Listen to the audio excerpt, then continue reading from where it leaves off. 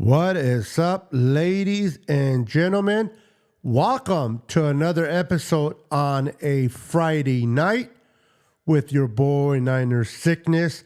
Normally, this is a Niner Sickness and Jess show every Friday at 6 p.m., but Jess has some family over in her home, so she invited family for Easter weekend.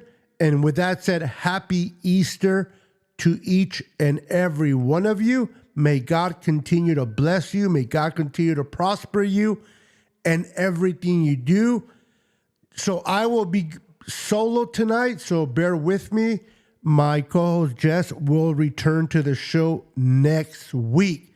So we're going to talk about so many things. But before we do, let's play the music.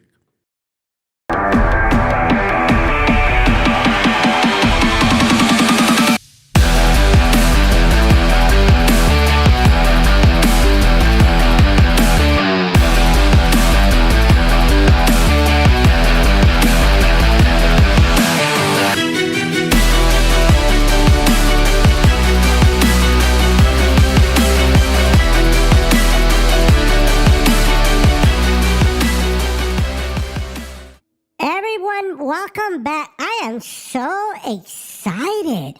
Can you hear it in my voice? I am like super duper excited about tonight's show. We're going to talk about some great topics. We're going to talk about our beloved 49ers.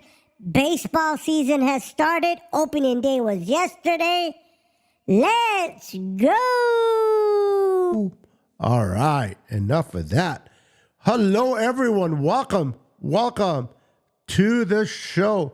Hope everyone is having a fantastic Friday. I hope your week went fast. You're looking forward for the weekend. Easter weekend is here. And I hope you spend it barbecuing, going out to dinner with the family. But the most important thing before I go on is never forget that Easter, even though we like to do the Easter eggs and the bunny, it was resurrection for our Lord and Savior, Jesus Christ. So I just wanted to throw that out there. Blessings to many of you. All right. So let's talk 49er football. Before we go on, let's go ahead and acknowledge everyone in the chat. Who is in the chat? Let's see. We got, hold on. There we go. I got to, you know what? Let me move that because I'm going to be doing that a lot. Give me a second. Oh, where do I put it? All right. So,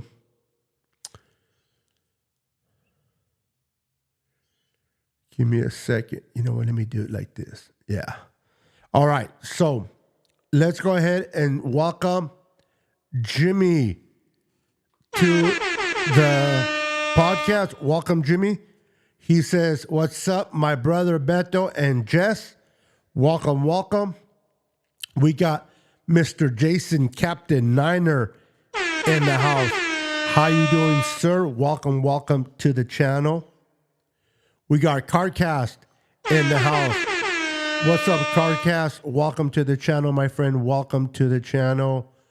We got Brian Cole in the house. What's up, Brian? Welcome, sir. We got the lovely Dina Harvey. Blessings to you, sister. How you doing? Welcome. We got Jose Villa in the house. Welcome. Just to let you guys know, those that have won patches from me in the past, all patches went out yesterday. Yesterday was Thursday, the 28th. So I sent out all the patches to everyone that had won patches one time or another. They went out yesterday, so expect them tomorrow or by Monday, the latest Tuesday. It is coming through U.S. mail. So your patch, Jose Villa, it's on its way to Texas. Welcome, sir. Let's see who else is in here.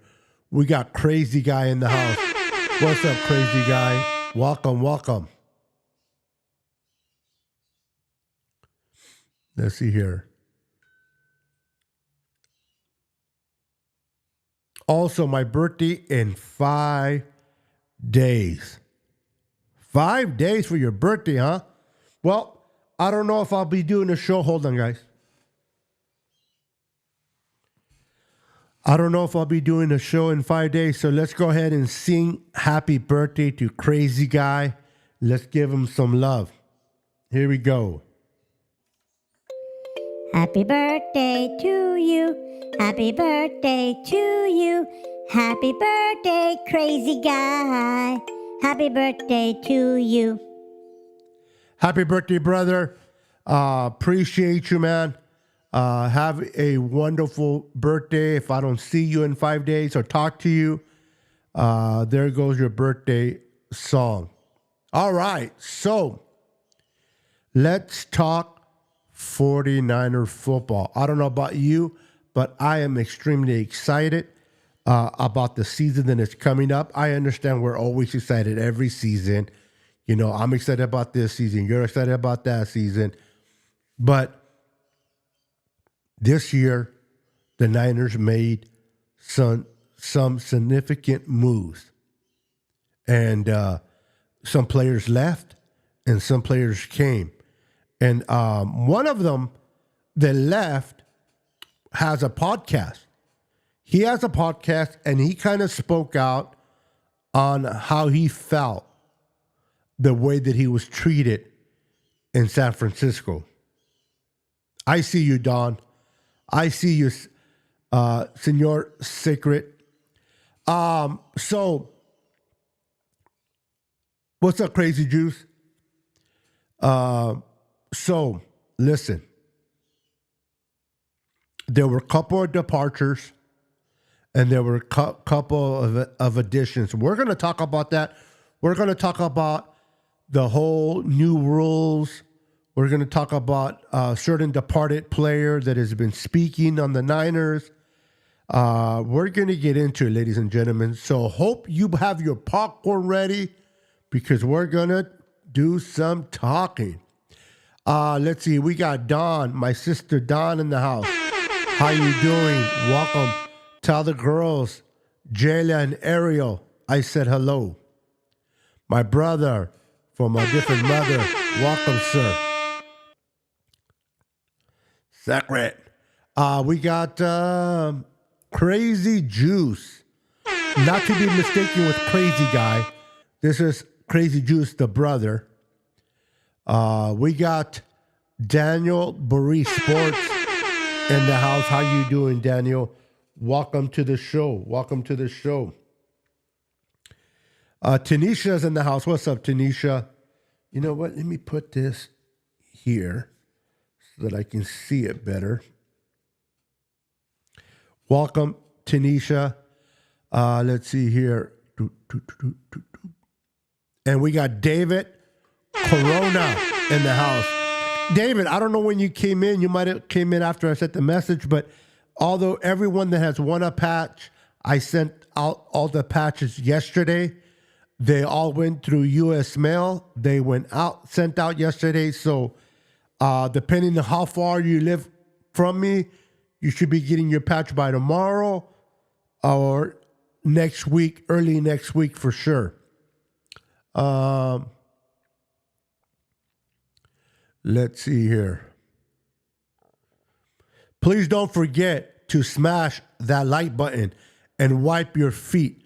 Also, don't forget to subscribe. Thank you, sis. Much, much obliged. So, let's talk some football. I hope you guys had a wonderful week. I hope your week wasn't very harsh. I hope you guys had a easygoing week. I know a lot of times we go through some tough times, some hard weeks at work or hard weeks with the family, the kids, at school, whatever it is. You made it. You made it to Friday. Give yourself a hand of applause. You made it through the week. The weekend is coming, and it's Easter weekend. So great job on handling all and everything you went through throughout the week. So the San Francisco 49ers had their owners meeting. We heard from Jed York. We heard from John Lynch, Kyle Shanahan. I'm pretty sure you guys watched a lot of the videos that were spoken. But I'm gonna share some videos with you. We're gonna talk the videos that I'm gonna share. Give me a second. So we're gonna share the video, watch the video together, and then we'll come together and we'll give our perspective. I'll give my perspective of the video, and then I'll watch for your thoughts in the comments regarding what is occurring. But before we get started, like Don said, please do not forget to wipe your feet before entering by smashing that like button for your boy Niner Sickness. All right, let's get on to the video.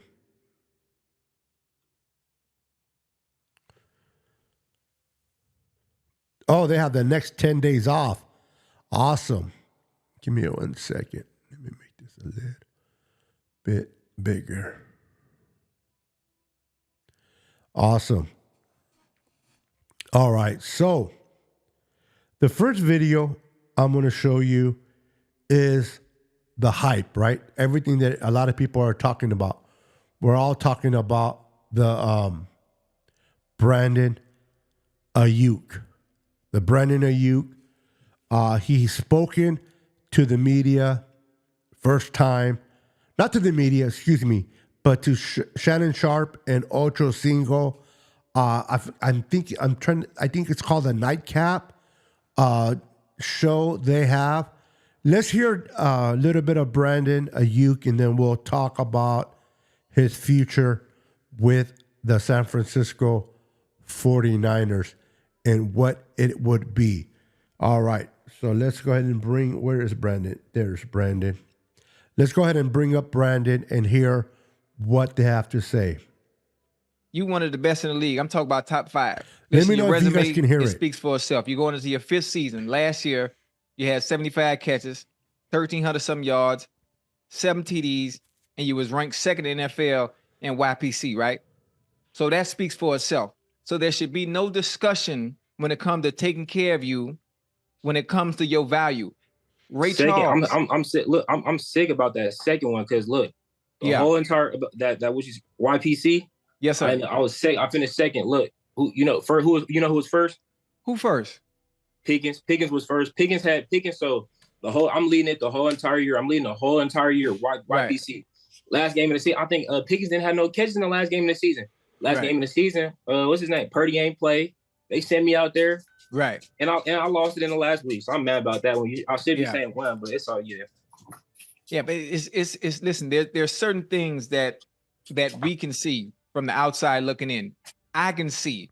So when it comes to, and I hate most of the time, players don't really like to talk about their contract negotiations or anything having to do with money, but I will do it for you. You don't have to say anything, but appreciate that. You are so. Now I'm going to pause it here and there just for the whole YouTube, Facebook situation. If you play it continuously, they get a little weird.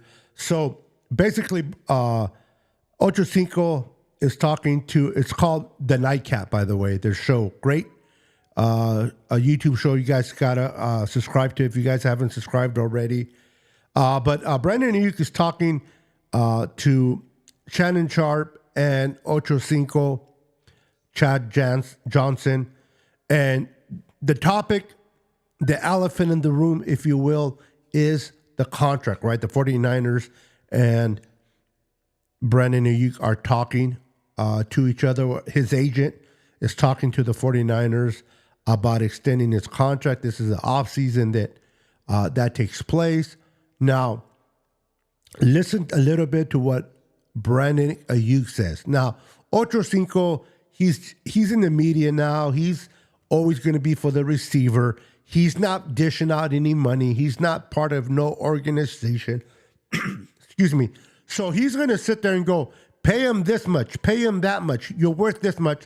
Not to saying that he's not worth that amount, okay? Not to say that he's not worth the amount, but Ocho Cinco is just being him. But I want you guys to pay attention to the words that you hear from Brandon, because that's what matters, right? What is Brandon saying about the organization that matters? So listen to his words. So fucking valuable to that offense. You are what I call a true number one who can play on the outside, he can play on the inside. You can beat any goddamn covers there is that's out there. You're one of the few players in the NFL that plays receiver where you don't need your offensive coordinator's help to get open. When the coach tell you, I need you to get open here on 3rd and 2 or whatever it is, no matter what they got lined up in front of you, you one of the few that can go out there and get open on the muscle. So I don't understand what the issue is over there with the GM and your owners, but just understand you deserve to get paid. And I ain't just talking about any money. I'm talking about 30, 32 a year. And I need 3%. All right. So this is where Ocho Cinco gets a little crazy, right? He gets a little crazy. 32 to 34 million a year. Listen, I love Ayuk. Okay, I do. But he's not going to get Bosa money. Let's keep it honest. Let's keep it a buck. The dude is not going to get paid Bosa money. So, Niner fans, don't worry. This is Ocho Cinco's talking out of the side of his neck. Ayuk understands what he's worth. He knows the game. He knows what the pay is for receivers. He knows he's not Tariq Hill, and so forth. So keep that in mind as we continue to listen to the video. I appreciate that. I appreciate that. I appreciate that. Always. I appreciate. I ain't have to say because you know what I'm saying. Listen to his words. Don't do that. Don't do that. I appreciate that. I appreciate that. I appreciate that. So Brandon, when obviously your representative have been talking to John Lynch, who's the general manager, and there've been the swirlings about he's going to get traded, blah blah blah. But John Lynch came out earlier this week and said, "I promise you, nothing is going on there." And then you had the IG story with the emojis, the money, the talking, the BS, and the walking. So what's been relayed to you, as much as you can divulge, what's been relayed to you through your representative? That we're trying to get work done. They're trying to get work done. I mean, they trying to get work done.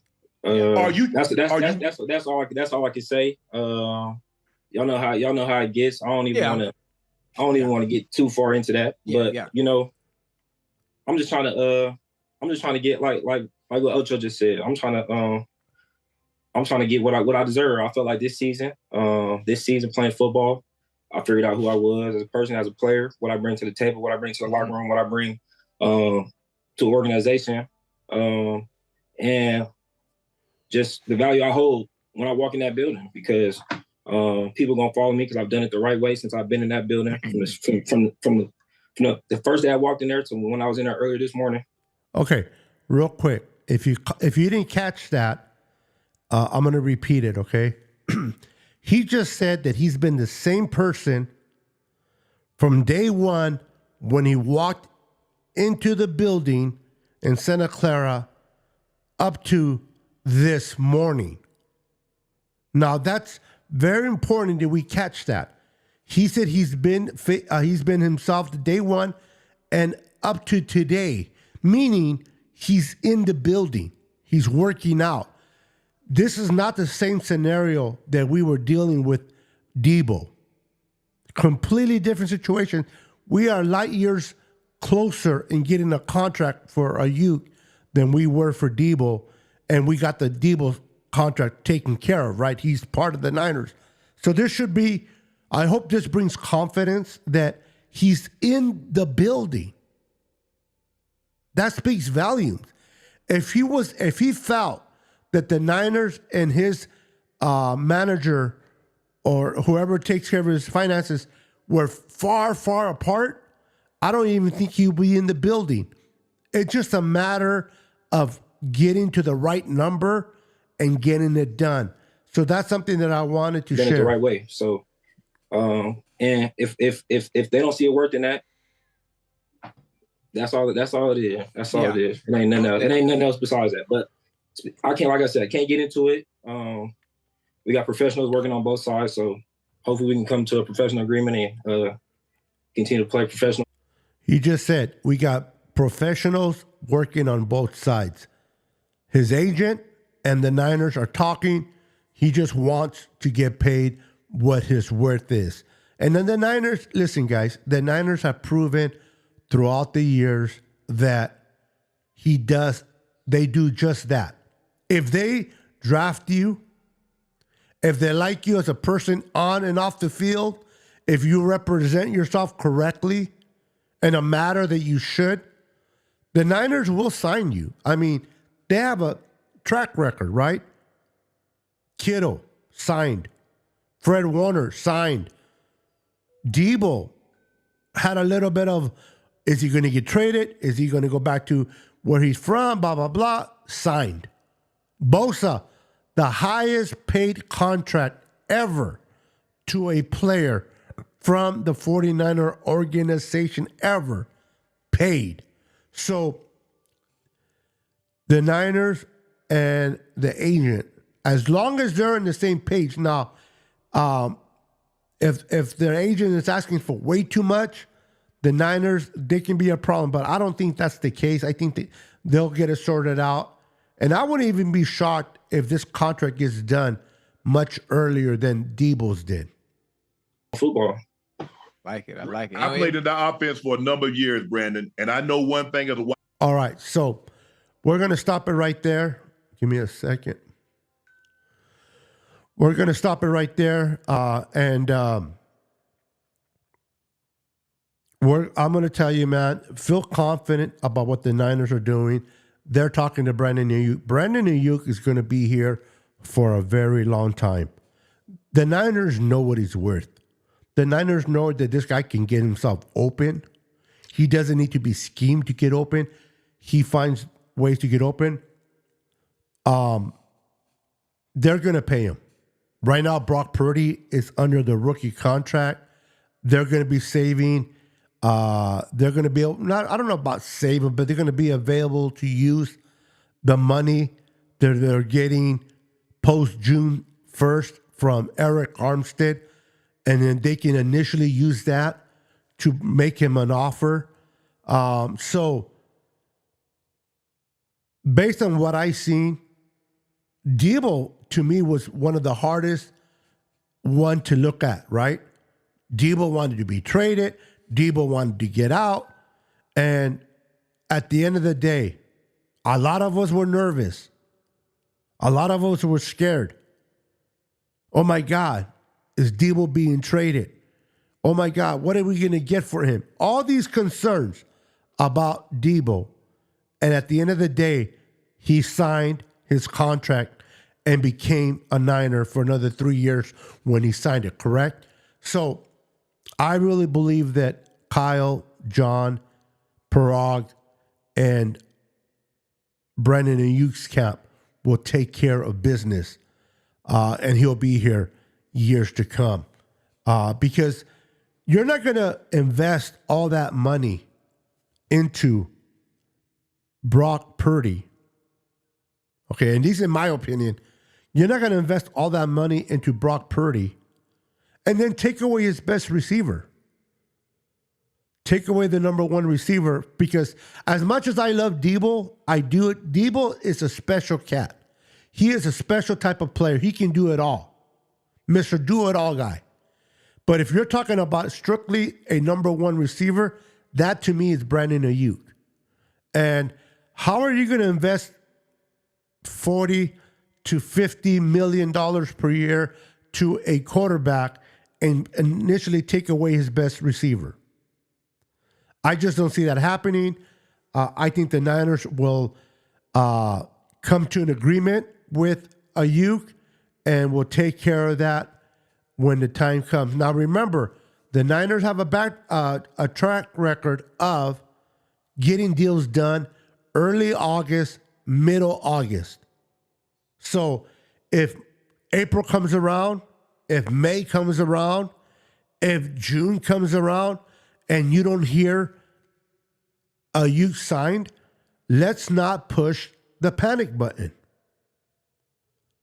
It's not like this is the first time we're signing a player to an extension and we don't know what's going on. We know that these players normally don't get signed into early August, middle August.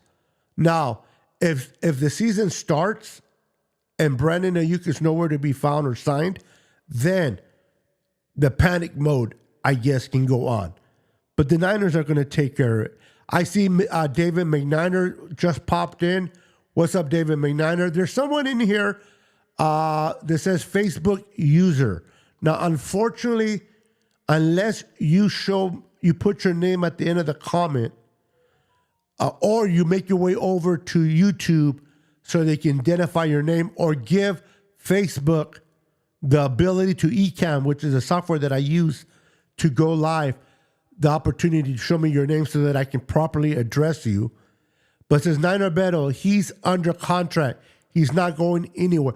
No, they can pick. Yes, they picked up his fifth year option.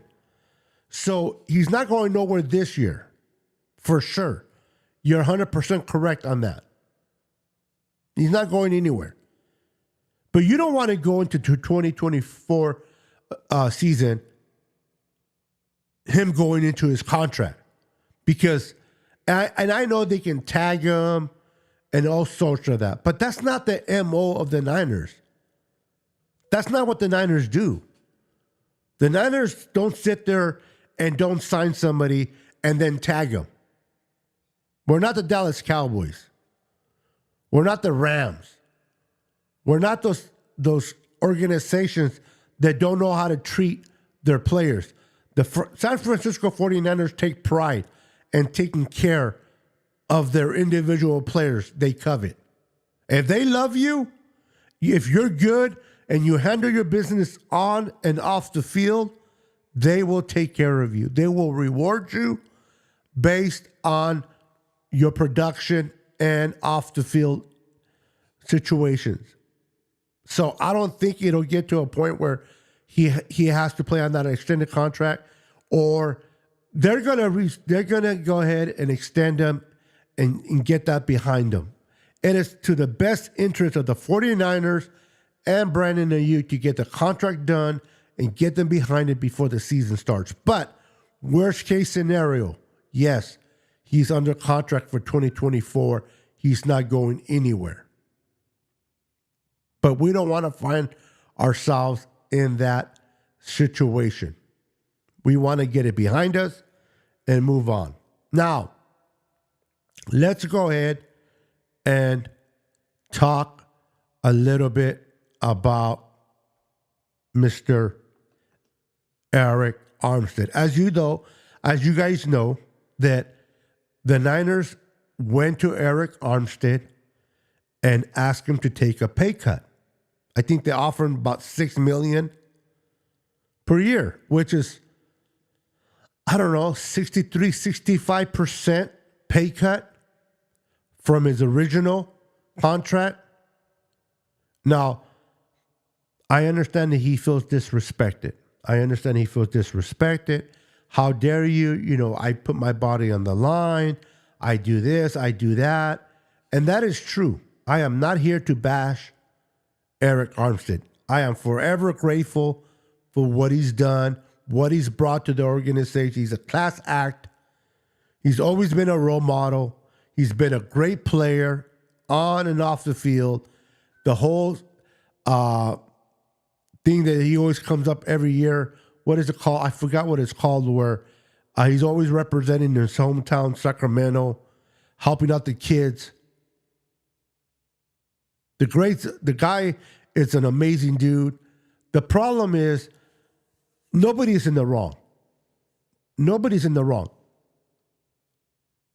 Eric Armstead moving on and finding what his worth was with another team was his right to do. He was right to do that. Go see what other teams will pay you. Now, some people might say, well, you know what? The Niners did him wrong. Did they? The Niners went up to a player as great as he is, unfortunately, the last few years, he has missed a lot of football due to injury. Due to the injury, he has missed a lot of football. And to me, the best ability is availability. If you're available, then you can produce what you produce. You can be the best player on the field or on the roster, but if you're not on the field, it means nothing. And the Niners understood this. Listen, you're a great player. We know this. But unfortunately, you don't play all 18 games anymore. You miss quite a bit. So we feel as an organization, this is what we can give you because we're probably going to have to bring another player that can come in when you miss games.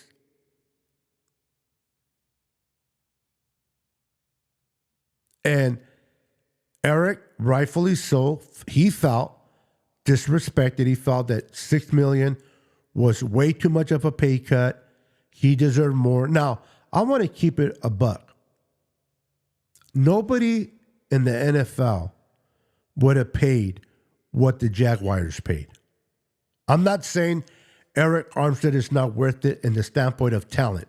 Talent-wise, Eric Armstead is worth that and more. But the reality is he does have issues with his feet. I can't pronounce that word, so I'm not even going to attempt to do it. But you know what it is. He is always injured. He's not as consistent as he was in his healthier years. The only reason why he got paid what he got paid in Jacksonville is because the GM over there, that I will not mention his name, loves injured players. We know this because he did it with us. He likes to take risks with injured players. Now, Eric Armstead was his choice in the draft. So they rewarded him that amount, but I'm pretty sure no other teams were knocking on the door to pay him that.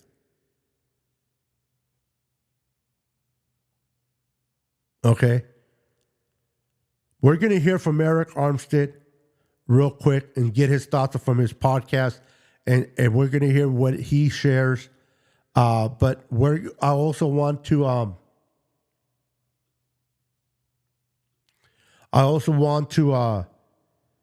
listen to John Lynch real quick. I want to listen to John Lynch real quick about the Brandon Ayuk situation. We heard from Brandon Ayuk. Now let's hear from John Lynch and understand that the deal's going to get done. I am confident. I am 100% sure. Of course not. If I did, I'd be winning the lotto and I'll be in the Bahamas right now. But I got a good feeling that it'll get done. So let's go ahead and bring up Mr. John Lynch to the platform. Let's hear what he has to say real quick. And is there for Brandon Ayuk this offseason, and is extending him a top priority for you? Yeah, you have to prioritize all these things. You know, Brandon's entering his fifth-year option. Brandon's been a fantastic player for us. Kyle calls him a warrior all the time because of the way he goes out and competes, and I mean that shines through anybody who, whether you're a trained eye or whether you're a fan, you can see the passion he plays with. You can see the production that he's had. We're extremely, prideful in what he's become, and he should be as well. And so, your team is comprised of guys, veterans who've been paid very well, of guys who want to be played very well. We got one guy on our team who, is pretty prominent, who can't be played very, real well right now because the CBA doesn't allow. So it's all one big puzzle. We've developed a good cadence over the years, Kyle and I, where he focuses on the season. We do all the planning, and then we present things to him, and we work through it. And that's what we'll continue to do. But, of course, you want a guy like Brandon Ayuk to be a part of you going forward. There you go. So they've been planning for Brandon Ayuk way before this conversation that we're having, okay? They've been planning for him. They've been working out the ideas in their heads. How much is he worth? How much they're gonna pay him? They're looking at everything. Now we go through the season. We enjoy the season. Kyle Shanahan coaches the season. We watch them play during the season. It's about winning games during the season. But you got John Lynch, you got Murat Parag in the background working the numbers, crunching the numbers, trying to figure out, okay, in the offseason of 2023 or 2024, excuse me, this is going to come up. How are we going to handle Brandon Ayuk's contract? Understanding that we're going to have to pay Brock Purdy the following offseason to a mega contract. Now, I'm not even going to get into whether he's worth $50 million or not. That's a whole different discussion for a whole different show, which I will do sometime this offseason. So stay tuned for that. But they've been working the numbers. They've been looking at the numbers even last year during the season because they knew that they were going to get to this point sooner than later. And here we are. Now, we as content creators, we as fans, we are talking about it today. We're talking about it on our podcast, on Twitter, Instagram, on whatever platform you use to get out your the way you feel about certain situations. So we're all coming together. We're talking about Brandon Ayuk. Is he going to sign? He's not. The Niners are a professional organization. Okay, and I'll say this again, and I say this with pride. We are not, I repeat, we are not the LA Rams, okay? We are not the LA Rams that don't take care of their players. We're not the Raiders. We're not these other teams, the Cowboys. The San Francisco 49ers, they take pride in extending their players based on their performance on and off the field. Now, I know the DeForest Buckner situation, they traded him. People are like, well, the Niners didn't want to pay him. Yes, they did. The Niners made an offer to keep him as a Niner for a long time. Now, Buckner and his camp felt that if they didn't talk about the number 2 number, which is $20 million and above, they were not going to have a discussion with the Niners. So the Niners already knew the tone, the set tone of that camp. They knew, okay, they want to start off at 2. So the Niners said, okay, go out, find a team that is willing to pay you and let us know. And the Colts did that. And then we got a top pick, I think it was pick 16, which we moved down to pick 17 when we traded with the Buccaneers. Remember that? And we took Javon Kinlaw. Now, he didn't work out. The pick was still good for us. We just we got a player that did not work out. I know a lot of times people want to blame the Niners for taking Kinlaw. He just didn't work out. So it is what it is. So that took place, but we moved on. Then we bring in Javon Hargrave. Now, a lot of people that I've heard have told me, well, if you notice what we're paying Javon Hargrave is pretty much what the Colts paid Buckner. Why wouldn't the Niners do it? It was, I believe, if I'm not mistaken, 3 years later, and things change.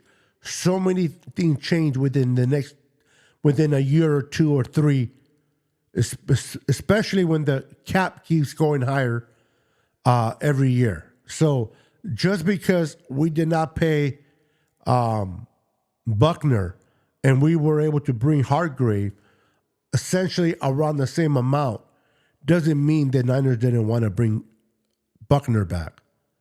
Things changed quite a bit. Not everything is black and white as we tend to see it sometimes. Joe Villa says they're probably waiting for a Stephon Diggs deal to come through to see where the market is for the top receiver, and Brennan deserves every penny that Diggs and Jefferson are going to get. Now, that is interesting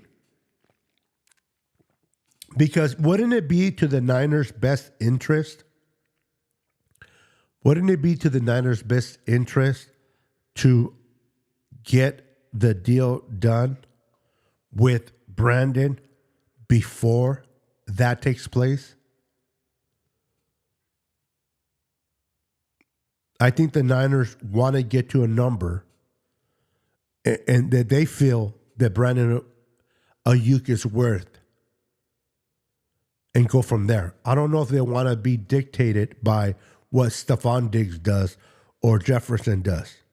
I think they have a number, what they feel based on what you performed on the field and off the field. This is what we feel you're worth. It's about both teams coming to an agreement and making that decision. Okay, you know what? This is what we think you're worth. And then the camp of Brandon says, yes, we agree. I believe this is what I'm worth as well. And then they come into agreement in the past and they take care of the contract. So, but I think it will be handled.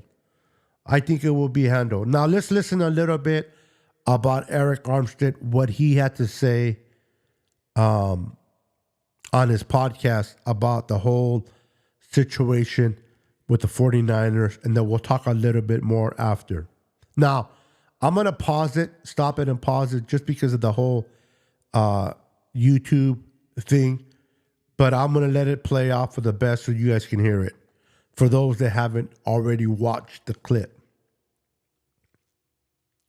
All right, let me start it. In the Super Bowl, felt like, I played well in the playoffs, had one of my best games, maybe my best game of my career in the Super Bowl. And I felt like, all was good. Like I felt like I did what I needed to do, and prove and show the type of player that I am, to my team, to the rest of the league, to everybody, to myself.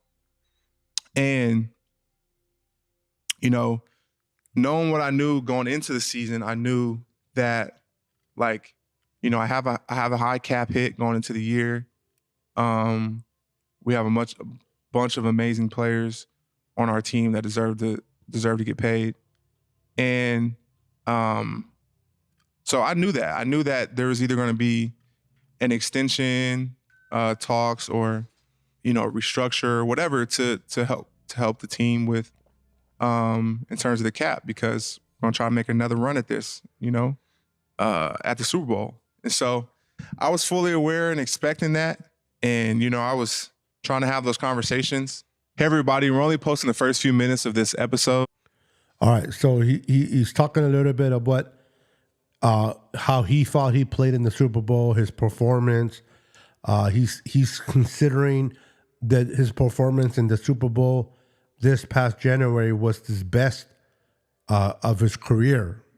And I understand as someone coming from the player's perspective, you work for an organization for so many years, you put in your blood, your effort into it, and they kind of slap you with a nonsense offer, in your opinion. But there's always two sides to every coin.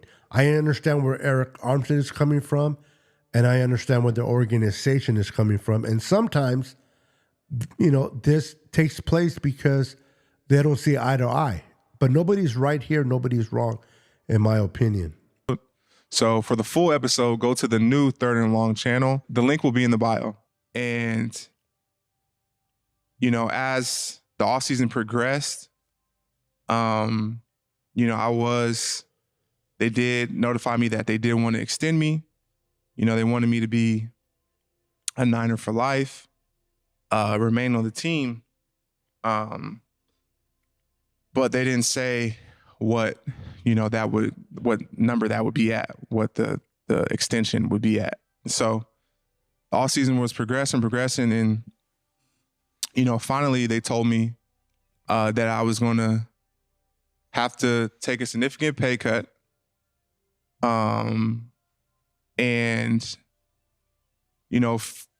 First off, like, I want to say, like, I don't have any animosity towards the organization, Kyle, John, the York family. Hey, everybody, we're only posting the first few minutes of this episode. So for the full episode.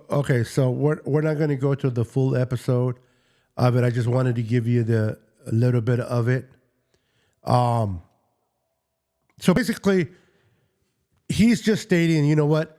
The Niners told him they wanted him to be a Niner for life, which they did, but they did not speak upon how much it would be, what kind of adjustment it would be. And they made an offer to Eric based on Eric's ability on the field. We know he's a great player off the field. We know that when he's playing, he plays very dominant, but unfortunately, he doesn't stay healthy. And I don't care how good of a player you are, if you don't stay healthy, if you're not available for your team, it doesn't matter how good you are. And the Niners felt, he misses too many games. Let's go ahead and make him an offer. This is what we think he deserves. And Eric had the opportunity to reject it, which he did.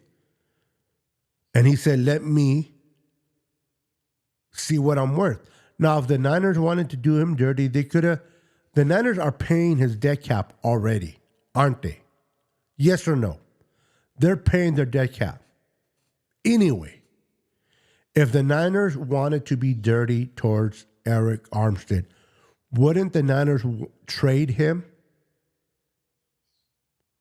and pay that, and tell the team, we'll pay half of that money, and we'll still pay it. You just, we want to trade for him. But the Niners didn't do that. The Niners went ahead and granted Eric Armstead's release because he wanted to go out and test the market. That's how much the Niners respected Eric. Now, they couldn't come to an agreement on the money. Eric felt, I am worth more because A, B, and C. The Niners felt, you know what? We got to take a pay cut because A, B, and C. And they just were able to find a common ground. The Niners felt that he's a great player, but he's always missing games. And now Eric Armstead has moved on, and now he's a D tackle for the Jacksonville Jaguars. Now, the Niners went ahead and got Malik Collins and Jordan Elliott for a fraction of that cost. And you got two players, at the very least, they don't get hurt. Knock on wood, they don't get hurt. They're very consistent. They're always healthy, and that's what they need. Now, Jordan Elliott, I don't know if you guys have been watching a video on Jordan Elliott or not, but the dude is a beast when it comes against the run. He is a beast against the run. And I'm excited to see what he provides. I'm excited to see what he provides in this team in 2024. One of the areas that we lacked in was stopping the run, wasn't it? Wasn't that an area that we had an issue with stopping the run? Well, they brought in Jordan Elliott, who is very good at that. They brought in Malik Collins, that can also is a stud in stopping the run and going after the quarterback. And I know a lot of people were disappointed in Hargrave because his sack numbers were not the same as they were in Philadelphia. So therefore, a lot of Niner fans that I've talked to or I've seen in Twitter are like, we screwed it up in free agency. We paid a lot of money for Hargrave. He doesn't deserve that amount. He did not perform the way we thought he would perform. But what people don't realize is if you put on the tape and you watch Hargrave work, the guy was very impressive.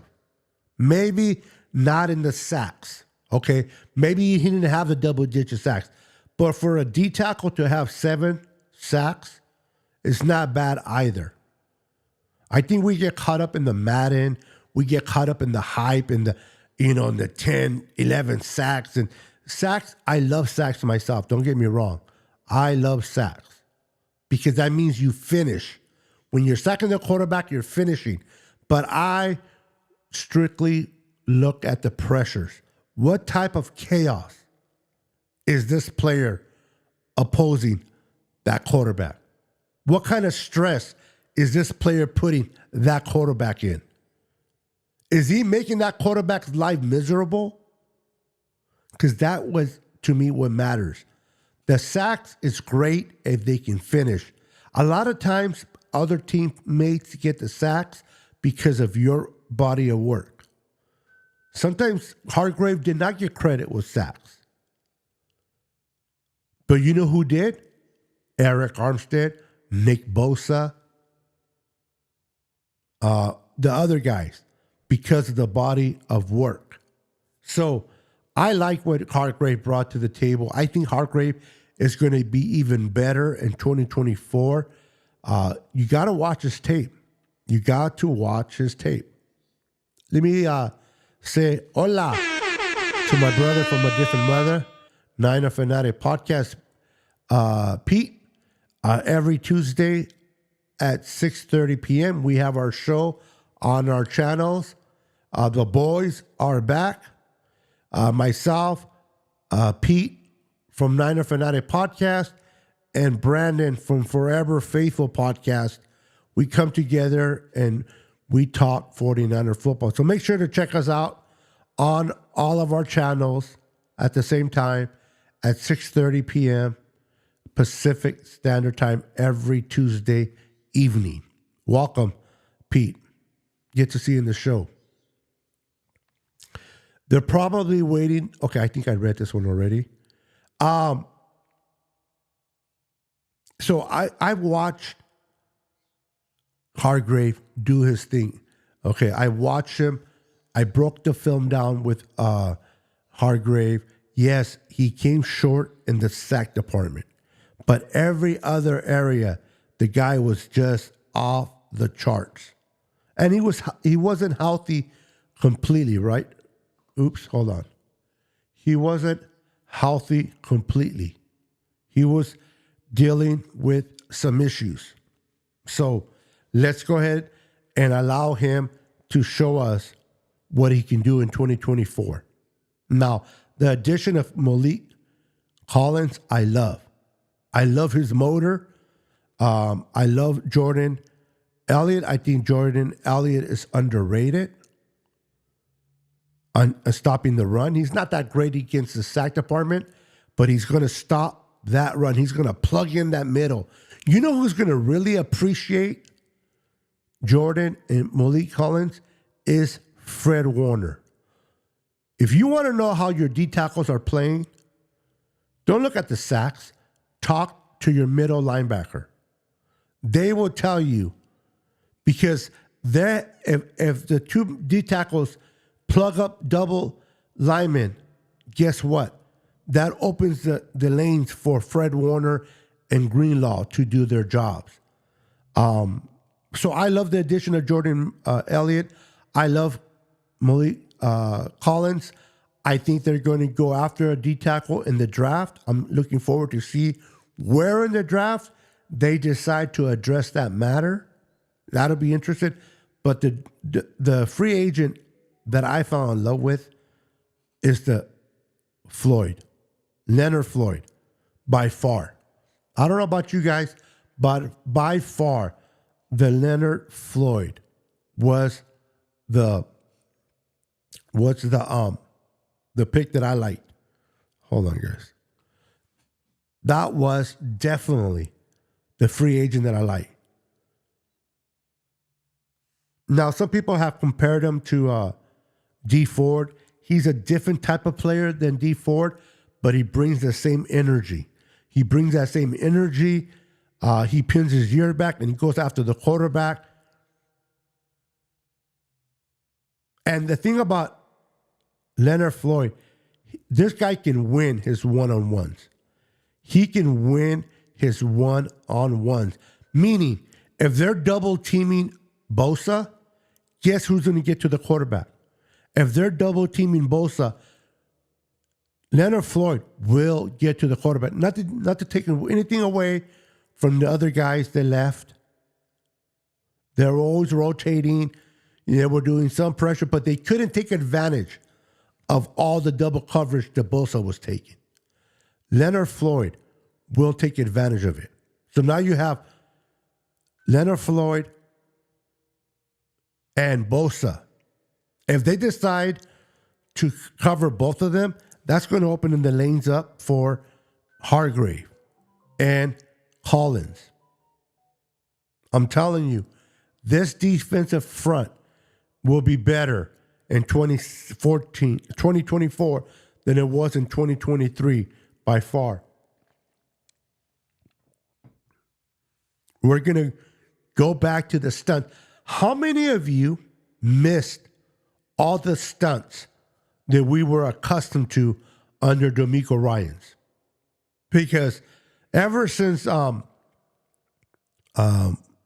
Steve Wilkes took over last year, we had some stunts in the front line, but a lot of those stunts that we were accustomed to were not there. So now that we're going back to the type of defense that we like to play, I expect to see a lot of those stunts come back. And I think that's going to benefit a lot for Bosa, Floyd, Hargrave, Collins, and Jordan, and whoever. And honestly, I want to see what Robert Beal has to offer us. I want to see what Robert Beal out of Georgia, Bulldog, has to offer. Kyle has a nasty knack of not playing rookies. I don't know what it is about Kyle. I love Kyle. I do not want to trade him. Okay, or fire him. But I don't like the idea that he doesn't play rookie unless he has to. So I'm anxious to see what the development is for Robert Beal. Now, I'm not quite done yet with Drake Jackson. I'm a little disappointed so far in Drake Jackson, but I'm not one of those that have completely dismissed Drake Jackson. I want to see another year him being healthy. I want to see him healthy. Hopefully he can stay healthy in 2024. I really want to see what he brings to the table this year. We need Drake Jackson to step up and to showcase what he can do. With Robert Beal, we brought Givens back. We have the kid that what's his name? Kalia Davis. There still. So we'll see. We'll see what happens with that front line. But I'm very curious to see what he does. Now, real quick, we added an addition. Hold on, guys. No, that's not it. Let me close that up. All right, here we go. We added an addition to the Niners roster. For those that haven't heard, we added a new player. Give me a second.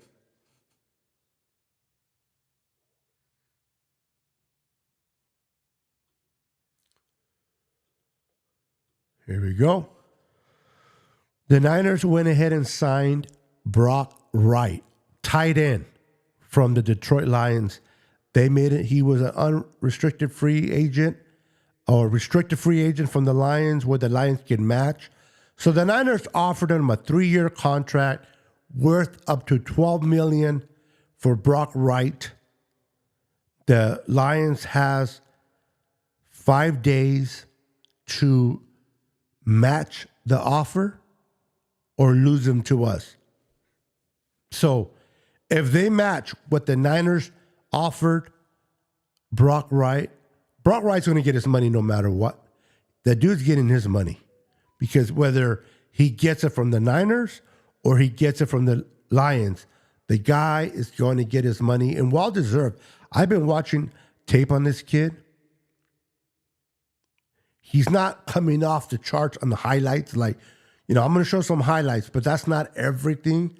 You got to look at the tape to see every play and what he does. He's an extremely good blocker.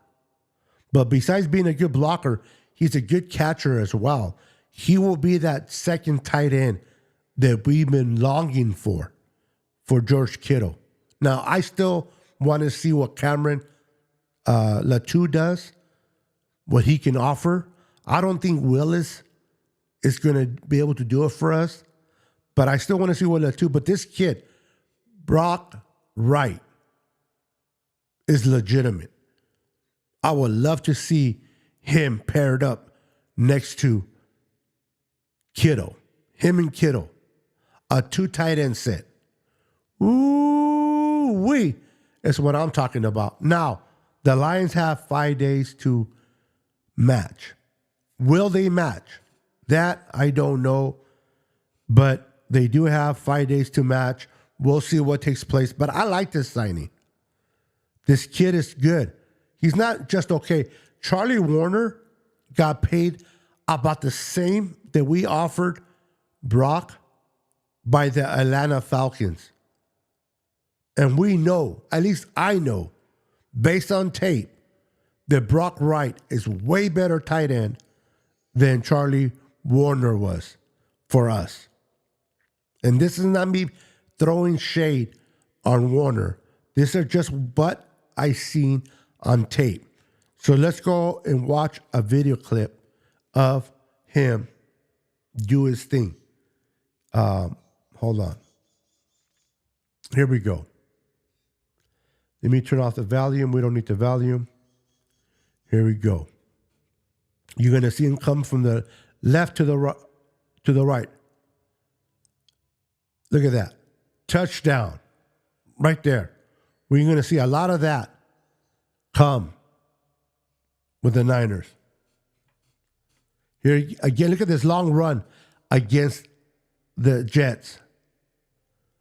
Look at those yak yards. Look at the yak yards. Look at those yak yards. Imagine him next to Kittle. Imagine him next to Kittle. It is going to be amazing to watch this kid play on the Niners. Here we go against the, the Falcons or the Chargers? Look at that. Boom. Oh, is that the Bears? That was the Bears. This guy's an excellent receiver, great blocker.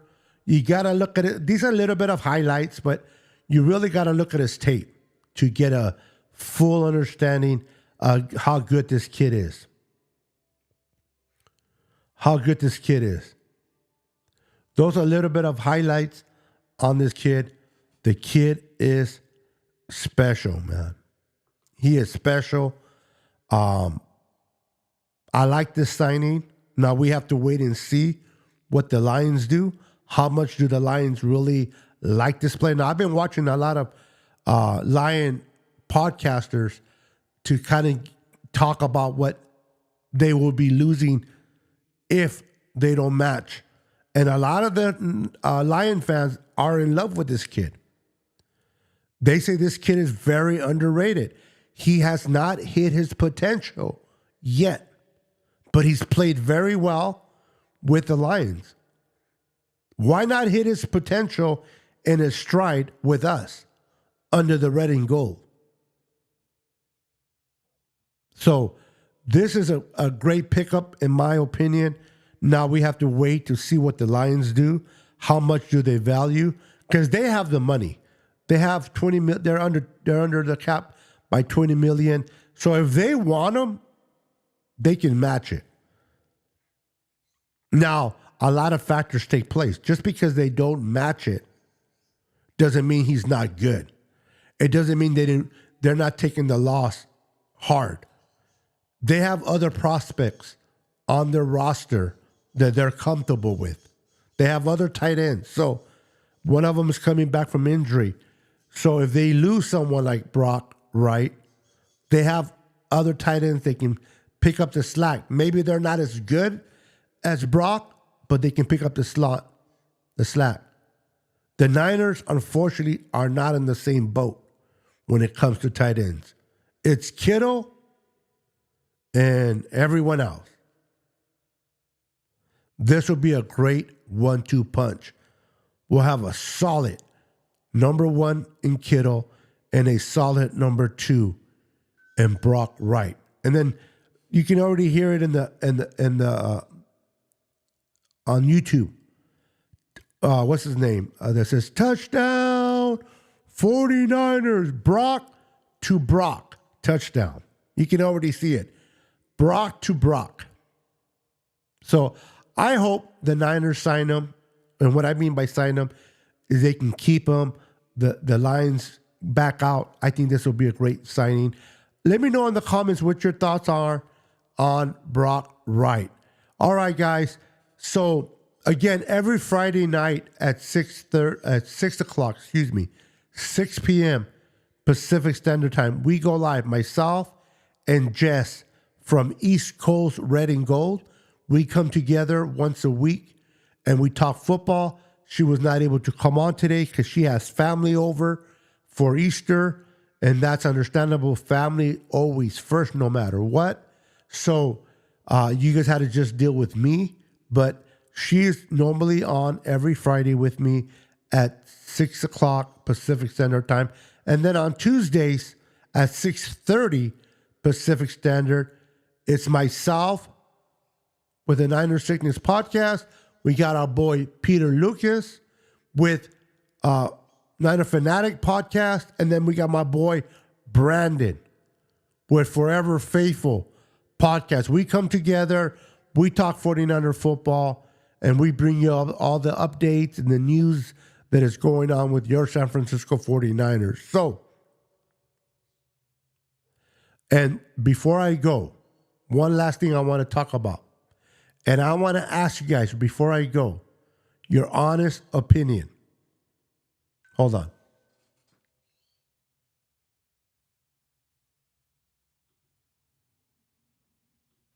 Your honest opinion. The owners came together, as we know, and I believe they met in Orlando. If I'm not, don't hold me to that. I think it's Orlando. But they came together, they met, and they made some changes to the rules.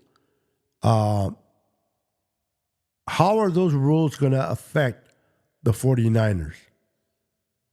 Now, as we know,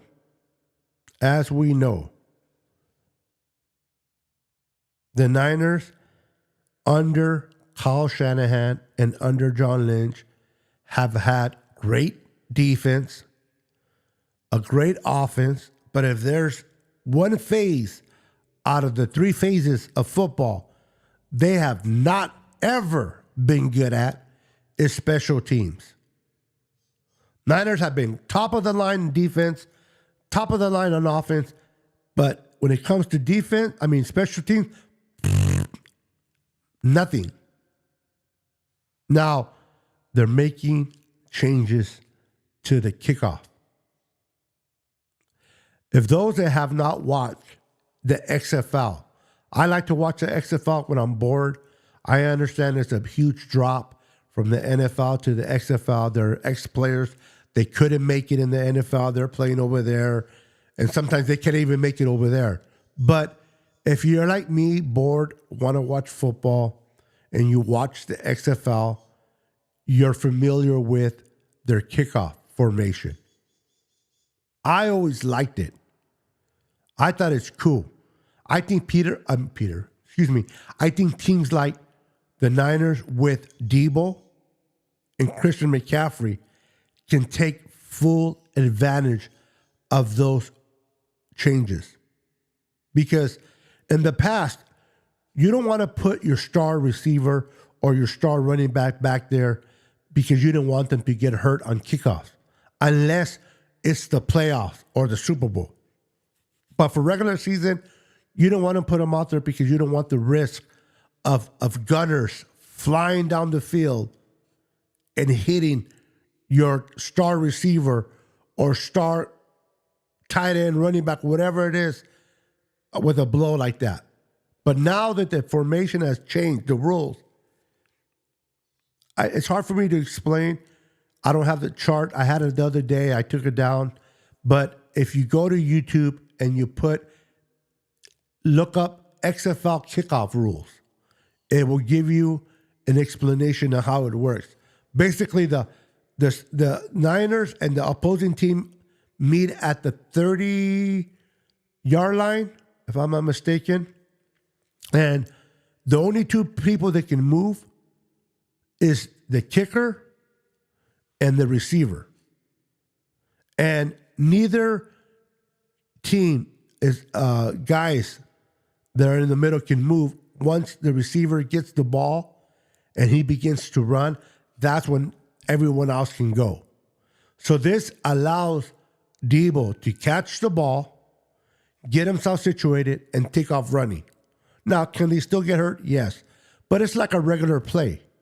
It's not like the gunners are coming 100 miles an hour down the field. You're looking up, you catch the ball, and boom, he smacks you upside the head.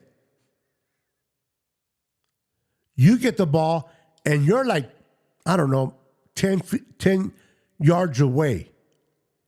You catch the ball, and you have like 10 yards to decide which way you're going to go. It's like a screenplay, if you will. So if you haven't watched it, I really encourage you to go to YouTube, type in XFL kickoff, and you'll get an idea of what is coming to the NFL in September. I like it. I think it'll be great. I think it'll help out our special teams as bad as we were. Now, it kind of takes away of Jake Moody, the whole reason why we drafted him in the third round, which giving up a third round for a kicker, it is what it is. It's not only can he kick long field goals, but it was to make sure he always kicked the ball in the end zone. Now, if you kick it in the end zone, they can bring it up all the way to the 35. So check out the rules. I think you'll like it. I think it'll be fun. They made no more fair catch. I think that's going to be cool. You can't fair catch it no more. And I think this is why they removed the old way of the gunners to the new format, because even if you don't fair catch it, unless it's being punted away. What else? There's other things that I can't remember, but I encourage you guys to go check it out. I think you guys will be pleased with the new rules. I think it'll benefit the Niners absolutely. So check it out. Make sure to watch us every Tuesday at 6:30 and every Friday at 6 p.m. You guys have a wonderful evening, and remember, Jesus loves you. Be blessed. I pray for a blessed evening, a blessed weekend. Love one another, support one another, and most importantly, remain faithful to your 49ers. Red and gold until we're dead and cold. Let's go. Peace. 10, 9, 8, 7, 6, 5, 4, 3, 2, 1, 0.